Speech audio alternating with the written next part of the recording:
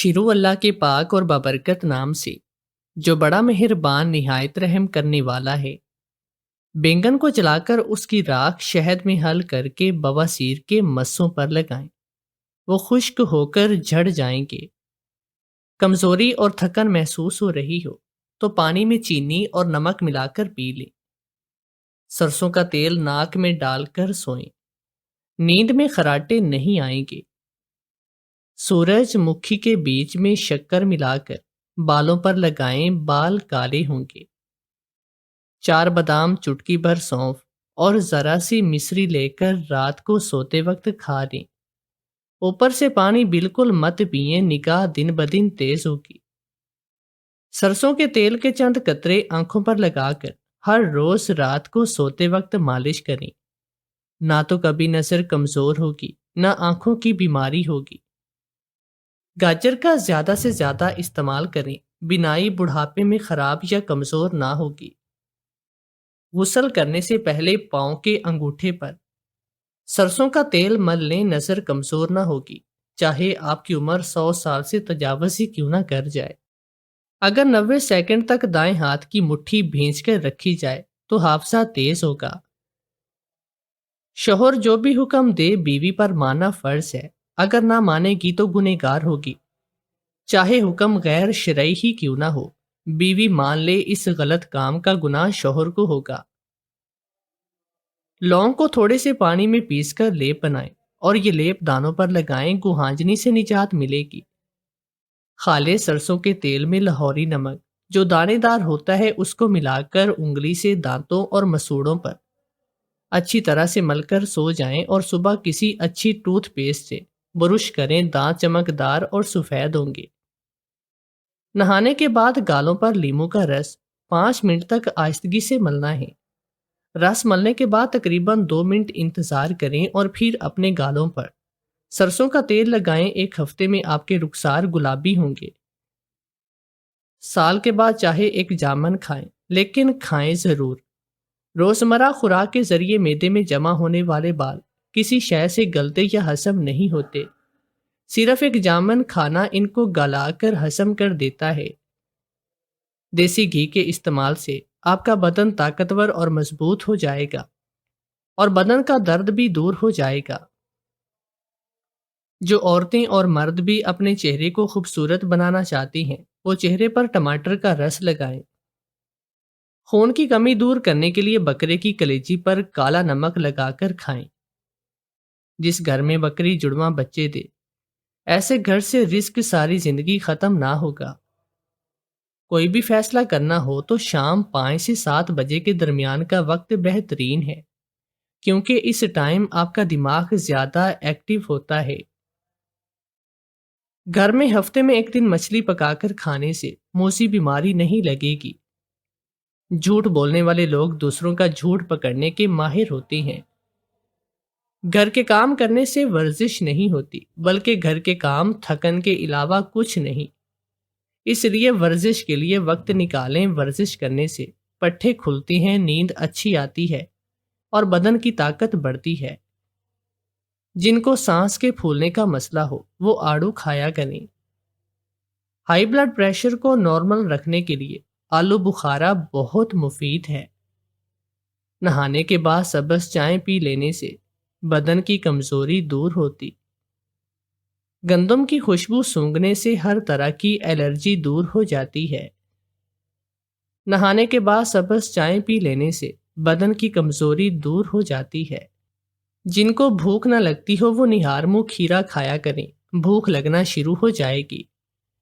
روزانہ قرآن شریف کی تلاوت کرنے سے آنکھ کی نظر تیز ہوتی ہے اور چہرے پر نور آتا ہے۔ گڑ کھانے سے بڑھاپا جلدی نہیں آئے گا۔ اگر کان میں پانی چلا جائے تو سفید پیاز کا عرق لے کر 2-3 بوندیں کان میں ڈال لو، کان درد نہیں ہوگا۔ نظر کو بہتر کرنے کے لیے شکر قندی نہایت ہی مفید ہے۔ جن کو دھندلا نظر آتا ہو ان کے لیے بھی بہت مفید ہے۔ شہد اور دار چینی کو ملا کر چہرے پر لگائیں، اس سے بہتر کوئی ماسک نہیں۔ آہستہ آہستہ کھانے سے وزن کم ہوتا ہے۔ کھانسی کے لیے روزانہ نہار منہ 3 گرام خشخاش کھاؤ، کھانسی دور ہو جائے گی۔ ہر روز رات کو سرسوں کے تیل کے چند قطرے آنکھوں کے اوپر مالش کرو، نظر کمزور نہیں ہوگی اور نہ کبھی آنکھوں کی بیماریاں آپ کو لاحق ہوں گی۔ میرا دل بری طرح سے دھڑک رہا تھا۔ میری بارات پہنچنے والی تھی اور میں نے اپنے موبائل پر ایک عجیب و غریب میسج پڑھا تھا جو کہ انجان نمبر سے آیا تھا، جسے پڑھ کر میں شش و پنج میں مبتلا ہو گئی تھی اور پریشانی میرے چہرے سے ظاہر ہونے لگی۔ مجھے سمجھ نہیں آیا کہ اب کیا کیا جائے۔ نمبر انجان تھا اور میں نہیں جانتی تھی کہ یہ کون ہو سکتا ہے۔ اس میسج میں لکھا تھا کہ ابھی تمہاری بارات نہیں آئی، ابھی بھی تمہارے پاس وقت ہے، تم اس رشتے سے انکار کر کے خود کو بچا سکتی ہو، لیکن اگر تم نے یہ شادی کر لی تو پھر تم خود کو ایک ایسی دلدل میں دھکیل دو گی جس سے کبھی بھی باہر نہیں نکل پاؤ گی۔ میں یہ میسج پڑھ کر بہت پریشان ہو گئی تھی اور میرے ہاتھ پاؤں پھول گئے تھے۔ یہ کون ہو سکتا ہے، یا یہ کون ہو سکتی ہے عین بارات سے تھوڑی دیر پہلے اس طرح کا میسج آنا؟ ہرگز بھی کوئی معمولی بات تو نہ تھی۔ مگر میری دوستوں اور کزن نے مجھے تسلی دی اور کہا کہ ضرور تمہارے ساتھ کوئی پرینک کر رہا ہے، یا پھر ہو سکتا ہے کہ یہ تمہارا کوئی دشمن ہو جو یہ نہیں چاہتا ہو کہ تم اپنی زندگی میں آگے بڑھ جاؤ اور خوش رہو۔ تو اس میسج کو ڈیلیٹ کر دو اور بھول جاؤ کہ ایسا کوئی میسج بھی تمہیں آیا تھا، ورنہ تمہاری آگے کی زندگی بہت مشکل ہوگی۔ میرے خیال سے وہ ٹھیک کہہ رہی تھی، مجھے زیادہ نہیں سوچنا چاہیے تھا۔ میرا نکاح ہو گیا رخصتی کے بعد، میں اپنے سسرال میں آ گئی۔ مجھے تو یہی امید تھی کہ اب میرا وقت یہاں پر بہت ہی اچھا گزرے گا، لیکن جو کچھ میرے ساتھ ہوا وہ کبھی بھی کسی کے ساتھ نہیں ہوا ہوگا۔ آج میری شادی کی پہلی رات تھی اور کمرے میں آتے ہی میرا شوہر مجھ پر چلانے لگا تھا۔ میں نے تو کبھی خواب میں بھی نہیں سوچا تھا کہ میری شادی کی یہ پہلی رات شوہر کی ڈانٹ کھاتے ہوئے گزاروں گی، اور مجھے تو یہ بھی نہیں پتا تھا کہ آخر اسے مجھ سے مسئلہ کیا ہے، وہ مجھ پر کیوں چیخ رہا ہے، میرا ایسا کیا قصور ہے۔ میرا ہاتھ پکڑ کر اس نے مجھے بیڈ سے نیچے اتار دیا اور کہنے لگا کہ تم پاک نہیں ہو، جب تک تم پاک نہیں ہو جاتی میں تمہارے قریب نہیں آؤں گا، تو میرے کمرے سے باہر چلی جاؤ۔ اتنا کہہ کر اس نے مجھے کمرے سے باہر نکال دیا اور دروازہ اندر سے بند کیا۔ میں تو وہاں پر شرم کے مارے ڈوب کر مرنے والی ہو چکی تھی، کیونکہ باہر بہت سارے مہمان تھے اور میرے شوہر نے سب کے سامنے میری بے عزتی کر دی کہ مجھے یوں ہاتھ پکڑ کر کمرے سے باہر نکال کر دروازہ بند کیا۔ میں دروازے کے آگے کسی مجرم کی طرح کھڑی تھی اور میں کسی سے بھی نظر ملانے کے قابل نہ تھی۔ تبھی میری ساس آئی، میرے پاس آ کر کہنے لگی کہ فکر نہ کرو، میں سمجھ گئی ہوں کہ اس نے تمہیں کمرے سے باہر کیوں نکالا ہوگا، تم آ جاؤ میں تمہیں دوسرا کمرہ دکھاتی ہوں۔ میں تو اپنی ساس کو دیکھ کر حیران تھی کہ وہ تو ایسے مطمئن تھی کہ جیسے کچھ ہوا بھی نہ ہو۔ میری ساس نے مجھے ساتھ والے کمرے میں بھیج دیا اور کہا کہ جب تک تم دونوں کے معاملات آپس میں ٹھیک نہیں ہو جاتے تم یہیں پر رہنا۔ یہ تھی میری شادی کی پہلی رات اور میں اپنے نصیبوں کو کوس رہی تھی کہ کیا کبھی کسی کے ساتھ ایسا ہوا ہے جیسا میرے ساتھ ہوا ہے۔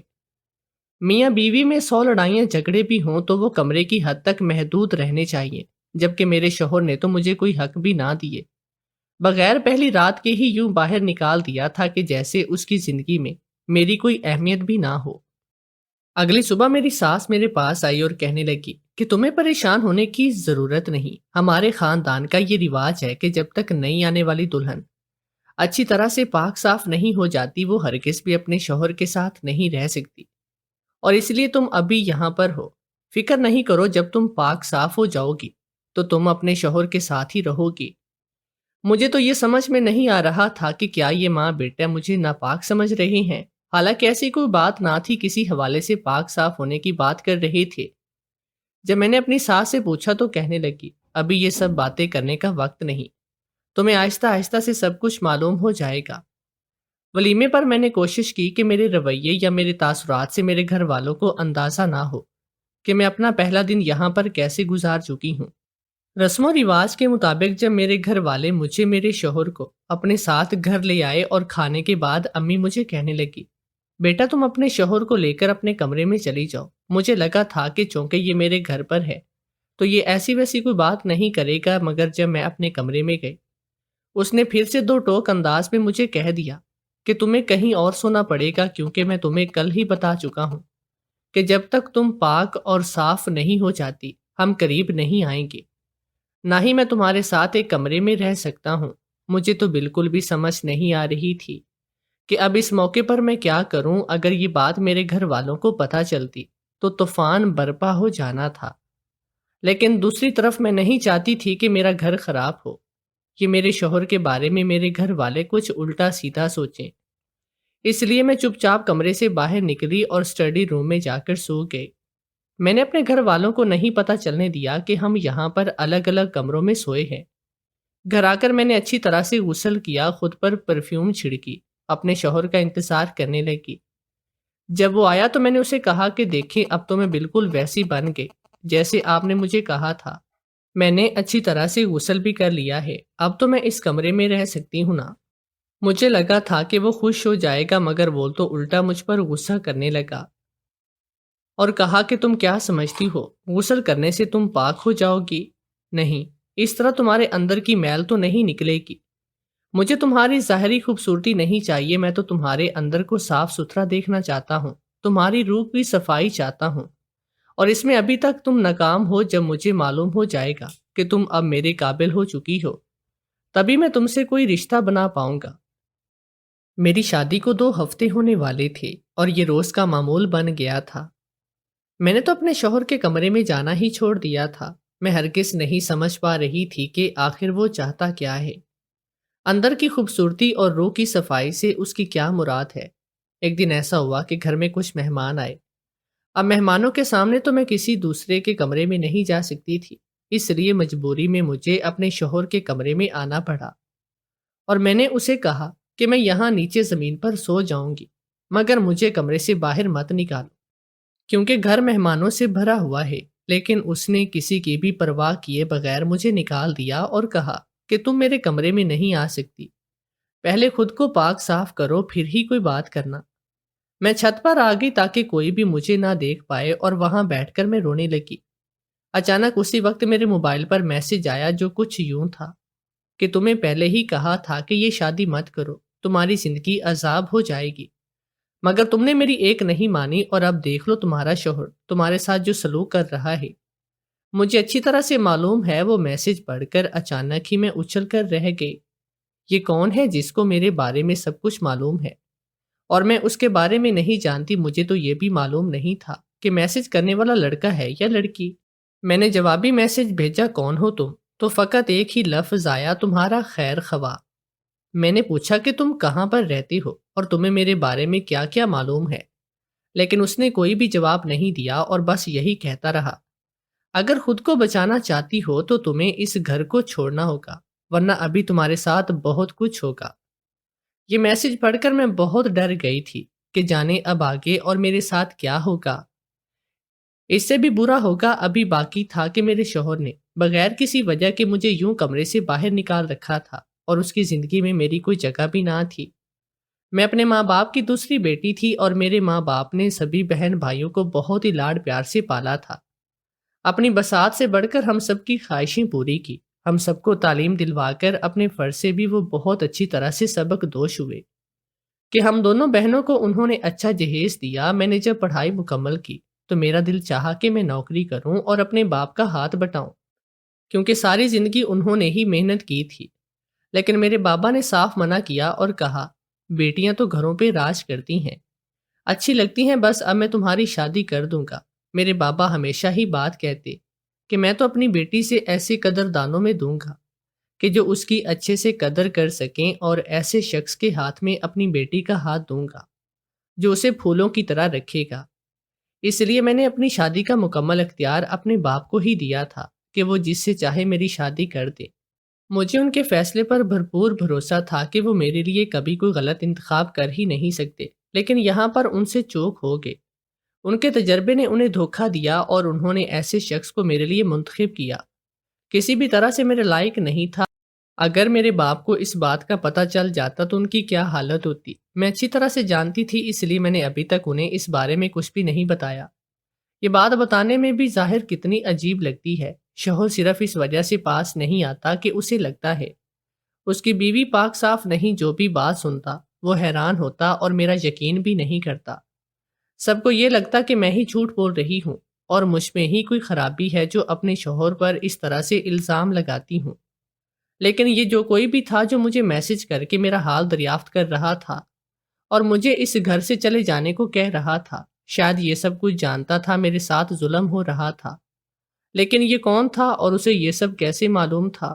میں ابھی چھت پر بیٹھی یہ سب سوچ رہی تھی کہ میری ساس بھی اوپر آئی اور کہنے لگی، میں جانتی ہوں کہ تم اپنے شوہر کی وجہ سے بہت پریشان ہو، لیکن آج میں تمہارے پاس تمہارے اس مسئلے کا حل لے کر آئی ہوں۔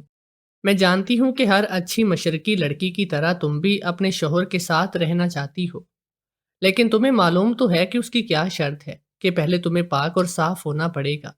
ہمارے خاندان میں لڑکی شادی کے 15 دن کے بعد پاک صاف ہونے کے لیے ایک ندی کے کنارے جاتی ہے، وہاں پر جا کر اسے غسل کرنا پڑتا ہے، پھر ہی وہ لڑکی پاک کہلائی جاتی ہے۔ اگر تم بھی یہ سب کرو گی تو تمہارا شوہر تم سے راضی ہو جائے گا۔ میری ساس ٹھیک کہہ رہی تھی کہ ہر لڑکی کی طرح میں اب بھی اپنا گھر بسا ہوا دیکھنا چاہتی تھی۔ میں نہیں چاہتی تھی کہ میں گھر چلی جاؤں اور اپنے ماں باپ کو تکلیف دوں اور لوگوں ان کی باتیں سنائیں۔ ان کی بیٹی تو شادی کے کچھ دنوں کے بعد ہی گھر واپس آئی ہے، اس لیے بہتر یہی تھا کہ جیسی شرط میرے شوہر نے رکھی ہے اس کو ہر حال میں پورا کرنے کی کوشش کرتی، اس لیے میں نے حامی بھری۔ اگلے دن میں نے اسے کہا کہ آپ میرے ساتھ اس ندی پر جائیں گے، تو میری ساس نے مجھے ایڈریس بتا کر کہا، نہیں تمہیں خود ہی جانا پڑے گا۔ جس ندی کا پتہ میری ساس نے مجھے بتایا تھا وہ شہر سے بہت دور جنگل کے کنارے تھی اور مجھے وہاں پر اکیلے ہی جانا تھا۔ میری ساس نے مجھے صاف طور پر منع کر دیا تھا کہ تم کسی کو بھی نہیں بتاؤ گی کہ کہاں پر جا رہی ہو، یہ نیک کام ہے اور بالکل خاموشی سے کیا جاتا ہے۔ میرے پاس اس کی بات ماننے کے علاوہ اور کوئی چارہ بھی نہیں تھا، اس لیے میں دوپہر کے 12 بجے گھر سے اکیلی ہی نکل گئی اور 2 گھنٹوں کے بعد میں اس ویران اور سنسان سی جگہ پر آ گئی۔ میرا دل بہت بری طرح سے دھڑک رہا تھا اور مجھے سمجھ میں نہیں آ رہی تھی کہ آخر اتنی دور آ کر غسل کرنے کی کیا تک بنتی ہے۔ جانے یہ کیسے لوگ ہیں جن کے اتنے کچے عقیدے ہیں، ایک غسل کے لیے اتنی دور آنا پڑتا ہے۔ ندی سامنے بہہ رہی تھی اور اسی پاس کسی زیرو کا نشان بھی نہیں تھا۔ میں نے سوچا کہ میری ساس کو کیا معلوم کہ میں نے یہاں پر غسل کیا بھی ہے یا نہیں، آدھا گھنٹہ یہاں پر بیٹھ کر چلی جاؤں گی۔ ابھی میں ندی کے کنارے پہنچی تھی، اچانک میں چونک گئی کیونکہ وہاں پر میں نے اپنے شوہر کو بیٹھے دیکھا جو سکون سے بیٹھا ندی میں پتھر پھینک رہا تھا۔ میں اسے یہاں پر دیکھ کر حیران تھی کیونکہ میری ساس نے مجھے نہیں بتایا تھا کہ وہ بھی یہاں پر ہوگا۔ اسے تو بس مجھے یہاں پر جانے کو کہا تھا، تو میرا شوہر یہاں پر کیا کر رہا تھا؟ میں اس کے پاس گئی تو میری طرح وہ مجھے دیکھ کر حیران نہیں ہوا، بلکہ سکون سے کہنے لگا کہ تمہیں گھر سے نکلے ہوئے کافی دیر ہوئی ہے، تمہیں بہت پہلے یہاں پر آ جانا چاہیے تھا۔ میں نے اپنی حیرت پر قابو پاتے ہوئے کہا کہ راستے میں ٹریفک بہت تھا اس لیے دیر ہو گئی، لیکن آپ یہاں پر کیا کر رہے ہیں؟ آپ کی امی نے تو نہیں بتایا تھا کہ آپ یہاں پر آئیں گے؟ تو وہ کہنے لگا، میں دیکھنے آیا تھا کہ تم غسل کرو گی بھی یا نہیں۔ میں دیکھنے آیا تھا کہ تم غسل کرو گی بھی یا گھر آ کر ہمیں جھوٹ بولو گی، اس لیے میں یہاں پر آیا کہ میں دیکھ سکوں کہ تم خود کو پاک کرتی ہو کہ نہیں۔ مجھے اپنے شوہر کی بات سن کر بہت برا لگا کہ وہ مجھ پر نظر رکھنے کے لیے یہاں پر آیا تھا، اس لیے میں نے چپتے ہوئے لہجے میں اس سے دریافت کیا کہ میں تو غسل کر کے پاک ہو جاؤں گی، لیکن آپ کا کیا؟ اگر یہی شرط میں آپ کے لیے بھی رکھ دوں کہ میں آپ کو اپنے پاس تبھی آنے دوں گی جب آپ بھی یہی کریں گے۔ میری بات سن کر ایک دم بے چین نظر آنے لگا۔ میں غور سے اس کے چہرے کے اتار چڑھاؤ کو دیکھ رہی تھی کہ اب اس کا کیا فیصلہ ہوتا ہے، کیونکہ اس ندی کا بہاؤ بہت تیز تھا اور میرا نہیں خیال تھا کہ کوئی اس میں جا کر یوں نہا سکتا ہے، اور اگر وہ میرے لیے یہی شرط رکھ رہا ہے تو پھر اسے بھی یہی شرط اپنے لیے بھی ماننی چاہیے تھی۔ مجھے لگا کہ شاید وہ منع کر دے گی، وہ ایک دم ہی ہنسنے لگا، اونچی آواز میں ہنستے ہوئے کہنے لگا، تمہیں کیا لگتا ہے میں تمہاری بات مانوں گا؟ میں نے سختی سے کہا کہ اگر آپ نہیں مانیں گے تو میں بھی آپ کی بات نہیں مانوں گی، مجھے بھی اس ندی میں ہرگز بھی غسل نہیں کرنا، میں واپس جا رہی ہوں۔ میں نے واپسی کے لیے قدم بڑھائے ہی تھے کہ اچانک اس نے آگے بڑھ کر میرا ہاتھ پکڑ لیا، اور اب کی بار وہ بولا کہ تو اس کے لہجہ سن کر میں چونک گئی۔ بالکل ہی بدلی ہوئی آواز میں وہ مجھے کہنے لگا، تم یہاں پر آئی تو اپنی مرضی سے ہو، لیکن اب جا نہیں سکو گی۔ اس پل اس کے چہرے کے ساتھ اس کے چہرے پر چھائی وحشت اور دیوانگی دیکھ کر مجھے اپنے قدموں سے جان نکلتی ہوئی محسوس ہوئی، اور وہ لگا ہی نہیں کیونکہ میرا شوہر ہے۔ مجھے اس کی آنکھوں سے خوف آنے لگا۔ میں نے خود کو چھڑانے کی کوشش کی مگر اس کی گرفت بہت مضبوط تھی۔ میری آنکھوں میں آنکھیں ڈال کر دیکھتے ہوئے کہنے لگا، یہ سب میری پلاننگ تھی۔ میں نے اپنی ماں کو کہا تھا کہ وہ تمہیں یہاں پر بھیجے تاکہ میں اپنے مقصد میں کامیاب ہو جاؤں۔ میں نے چونک کر پوچھا، کیسا مقصد ہو؟ وہ کہنے لگا، تم نہیں جانتی ہو میری یہ چوتھی شادی ہے اور میں نے سبھی شادیاں صرف اس لیے کی کہ میں لڑکیوں سے بدلہ لے سکوں۔ میں مینا سے بہت پیار کرتا تھا، وہ بھی مجھے بہت چاہتی تھی۔ ہم دونوں نے فیصلہ کیا کہ جب ہماری تعلیم مکمل ہوگی تو ہم دونوں شادی کریں گے۔ پڑھائی کے آخری سال چل رہا تھا اور میں نے مینا کے ساتھ اپنی زندگی کے بہت سے سہانے سپنے دیکھ رکھے تھے، مگر میں کیا جانتا تھا کہ وہ مجھے دھوکہ دے رہی ہے۔ اور مجھے جب پتا چلا کہ وہ میرے ہی دوست کے ساتھ افیئر چلا رہی ہے، یہی نہیں اس کے ساتھ تنہائی میں بھی وقت گزار رہی ہے، تو میرا دل ہی ٹوٹ گیا۔ میں دیوانوں کی حد تک مینا سے پیار کرتا تھا، مگر اس نے ثابت کر دیا کہ لڑکیاں ہوتی ہی بے وفا ہیں۔ میں ہرگز بھی مینا کو معاف نہیں کر سکتا، اس لیے میں نے اسے سزا دینے کا فیصلہ کیا اور میں اسے ایک دن یہاں پر لے آیا۔ ندی کے کنارے جب میں اسے لے کر آیا تو میں نے اسے ندی میں دھکا دیا۔ وہ اس ندی میں ڈوب گئی اور اسے اس کے کیے کی سزا مل گئی، لیکن میں اس کے ساتھ ساتھ باقی لڑکیوں کو بھی سزا دینا چاہتا تھا۔ اس لیے میں نے پھر 3 شادیاں کی اور اپنی تینوں بیویوں کو شادی کے کچھ دنوں کے بعد یہاں پر بہانے سے لا کر دھکا دے دیا۔ وہ سبھی مر گئی۔ اب چوتھی شادی تم سے کی تو ظاہر ہے اب تمہاری بھی باری ہے، تو تم مرنے کے لیے تیار ہو جاؤ۔ یہ کہتے اس نے ایک دم سے مجھے دھکا دیا۔ میں جو دم بخود ہو کر اس کی کہانی سن رہی تھی، اس اچانک افتاد پر گھبرا گئی اور پیچھے کو لڑ کھڑائی، مگر اس سے پہلے کہ میں ندی میں گرتی کسی نے مجھے آگے سے بڑھ کر گرنے سے بچایا تھا۔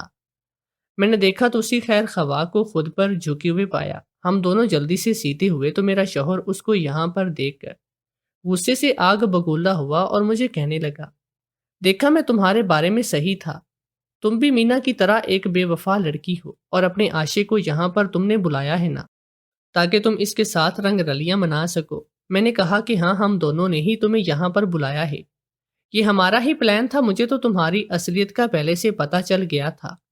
اس دن چھت پر میری اس سے تفصیل سے بات ہوئی تھی، اس نے مجھے تمہارے بارے میں سب کچھ بتا دیا کہ تم کتنے برے انسان ہو۔ اسی نے مجھے شادی سے منع کیا تھا، مگر میری بری قسمت کہ میں نے تب اس کی بات نہیں مانی۔ لیکن اب دوبارہ جب اس نے مجھے اپنی جان بچانے کا کہا تو مجھے اس کی بات پر اعتبار کرنا پڑا۔ میں چاہتی تو اپنی جان بچانے کے لیے اسی رات تمہارے گھر سے بھاگ سکتی تھی، لیکن میں نے ایسا نہیں کیا کیونکہ میں تمہیں غلط فہمی میں رہنے دینا چاہتی تھی کہ تم میرے خلاف پلاننگ کر رہی ہو، اور میں تمہارے ہی کہنے پر یہاں پر آئی ہوں۔ جبکہ اگر تم یہاں پر ہو تو یہ تمہارے نہیں بلکہ ہمارے پلان کا حصہ ہے، کیونکہ ابھی تھوڑی دیر پہلے تم اپنے منہ سے اپنے سب جرائم کا اقرار کر چکی ہو کہ اپنی سبھی پہلی بیویوں کو اور مینا کو تم نے ہی مارا ہے، اور تمہاری ساری باتیں ریکارڈ ہو چکی ہیں۔ اپنے پیچھے نظر گھما کر دیکھو، تمہیں معلوم ہو جائے گا۔ میرے شوہر نے جیسے ہی پیچھے دیکھا، اپنے پیچھے پولیس والے کو دیکھ کر وہ چیخنے اور چلانے لگا، مگر انہوں نے آگے بڑھ کر اسے گرفتار کر لیا تھا۔ وہ خیر خواہ لڑکا جس کا نام دانش تھا مجھے کہنے لگا کہ میں مینا کا کزن ہوں اور میں اس کی دیوانگی سے بہت ہی اچھے سے واقف ہوں، اور مجھے یہی تھا کہ اس نے اپنی بیویوں کو کہیں پر قید کر رکھا ہوگا، لیکن ہرگز بھی نہیں جانتا تھا کہ یہ اس حد تک بھی نفسیاتی اور پاگل ہو سکتا ہے۔ اس نے میرا شکریہ ادا کیا اس دن چھت پر جب اس نے مجھے سب کچھ بتا دیا اور ساتھ دینے کی درخواست کی تاکہ اسے رنگے ہاتھوں پکڑ لیں، تو میں نے اس کا ساتھ دینے کا وعدہ کر لیا تھا، اور آج میں جان بوجھ کر یہاں پر آئی تھی کیونکہ میں اپنی ساس کو اس سے بات کرتے سن چکی تھی کہ وہ اسے بھی ندی پر جانے کا کہہ رہی تھی۔ کیسی ماں تھی جو اپنے ذہنی بیٹے کا علاج کروانے کی بجائے اس کا ساتھ دے رہی تھی۔ پولیس نے اسے بھی گرفتار کر لیا۔ میں نے خلا لے لی، میں یہی کر سکتی تھی، اور اب میں نے سوچ لیا تھا کہ جب تک کوئی اچھا انسان نہیں ملے گا میں دوسری شادی نہیں کروں گی۔